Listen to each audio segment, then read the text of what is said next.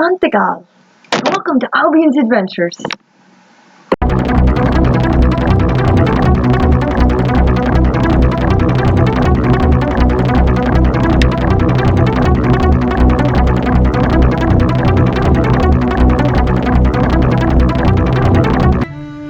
I sighed and exited my room with Sophie close behind. Felt the obligation to greet him creep into my gut.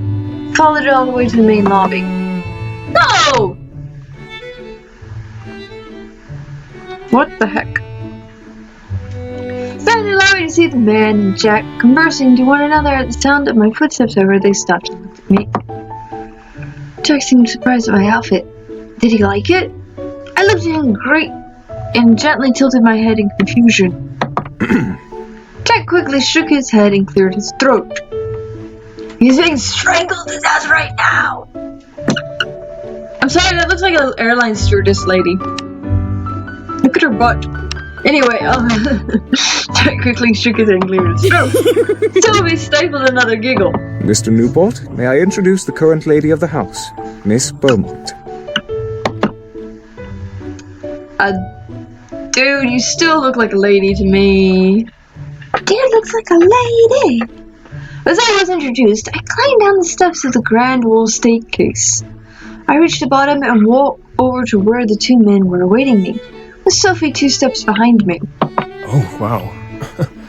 Allow me to say you look absolutely stunning, Miss Beaumont. You guys are voiced by the same guy, and it's obvious that I'm just trying not to laugh. Thank you, Mr. Newport. I presume, according to my butler. Yes, Isaac Newport. It's a pleasure to finally meet you at last. At last?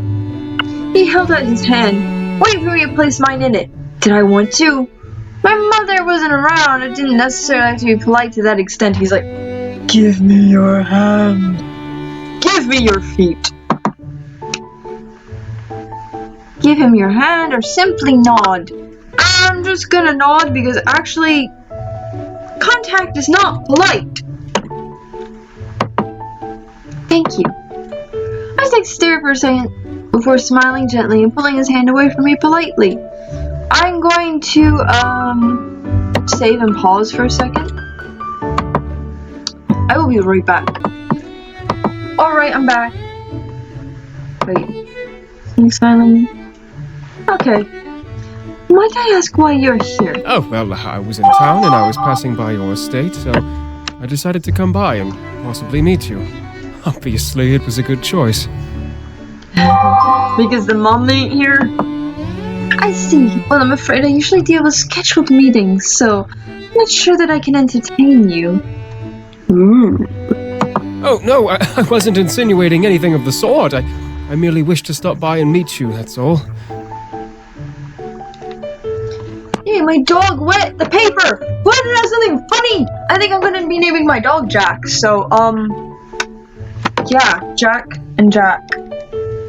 That's pretty funny. Am I the only one laughing? Okay. I understand. Since you did stop by, allow me to offer you some tea. I just drank a whole bunch, so, you guys drink without me.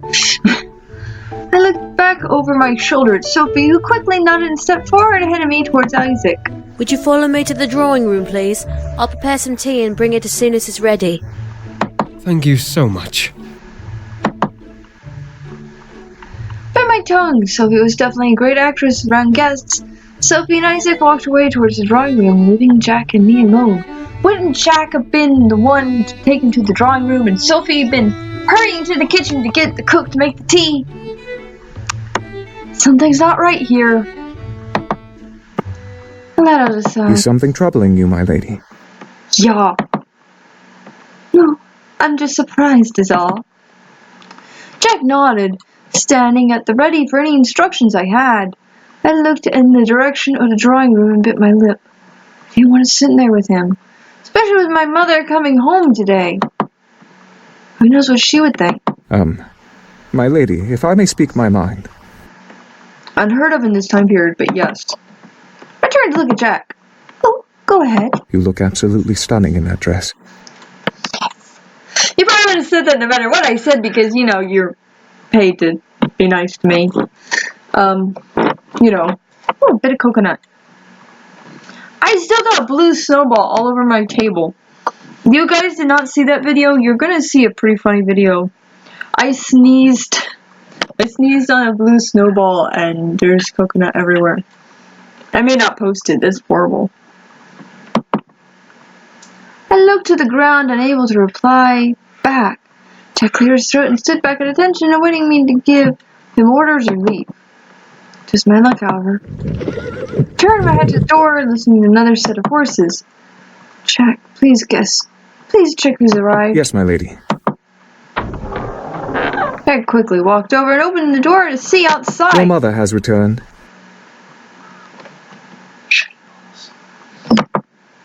I felt my heart stop. Was my luck just terrible today? Jack quickly exited the front doors to assist my mother with her carriage, stood knowing that my mother would want me to be at the lobby waiting for her. Felt frozen, unsure how to explain the second carriage. My mother was very quickly on her way inside. It was a suitor, but I didn't want her to get the wrong idea. Oh no. Mary Poppins is my mother. The hills are alive with the smell of carnage. Unless my mother stood in the lobby with Jack carrying her bags almost effortlessly behind her. Ah, there you are. Punctual as expected. My mother quickly stepped up to me and looked me up and down. Waited to see how she would respond. I wore white instead of red. Surely she would be happy. No mistakes or loose flaps of cloth. Good.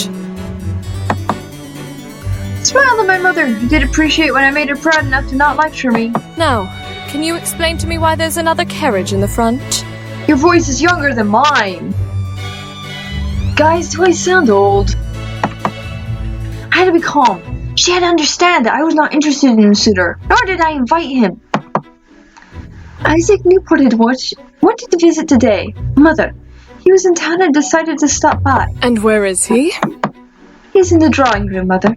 I have no time for guests. I have much to do, and I won't have you entertaining guests without me. My mother turned her head. Jack. Escort him out. Yes, madam. I'm actually happy because I didn't want to talk to him either. He looked like an airline stewardess, which is not a bad thing. Airline stewardesses are pretty, but I like Jack. Master Jack. Jack gently placed my mother's luggage down away from the door and quickly left for the drawing room. Now, have you been keeping up with your studies? Yes, I before E except after C. Yes, Mother. Have you been practicing the piano? Yes, Mother. Perfecting your handwriting? I have no fingers. Good. Then we can discuss. She was about to finish her statement. Isaac and Jack entered the lobby, walking towards the exit. As they stopped and bowed at my mother. Oh, hello, Lady Beaumont. It is a pleasure to meet you. It is a pleasure to meet you too, Mr. Newport. I'm afraid we have some business to attend to, so we cannot entertain you today. Feel free to stop by tomorrow. I understand perfectly, ma'am. Please, have a good day. It's like, I won't be here tomorrow. That's why I came today. Isaac bowed to my mother before smiling at me. And a good day to you too, Miss Beaumont. He left and exited the mansion, Jack closing the door behind Mr. him. Newport, you say? Yes, Mother. He looked to be your age. Was he a suitor? No, Mother. You're lying to me. I winced.